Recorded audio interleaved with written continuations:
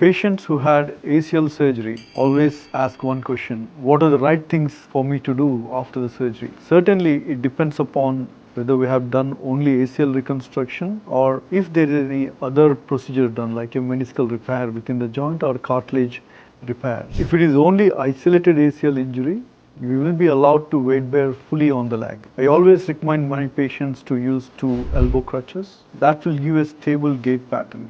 Because once we do the ACL reconstruction, the graft which is placed into the bone should heal into the bone. It takes around 6 weeks for that process to complete nearly. During that 6 weeks, it is essential to avoid any rotational or torsional movements in the joint, which can cause a failure of the graft uptake. So in the first 6 weeks, I would suggest you to use 2 elbow crutches, fully weight bearing on the leg and walk. Avoid any kicking activities that we call as a open chain exercises. I always recommend closed chain exercises. Again, there are 2 groups of surgeons who recommend closed or open. The advantages of the closed chain is you're not putting any traction on the ligament, which can increase the laxity in the ligament. The ACL has to be under tension for it to be functional. Closed chain activity allows it to heal in that position where it is placed. And also, it will not get any torsional or traction type of movements. They are more compressive loads when you do closed chain exercises. So my recommendation is always to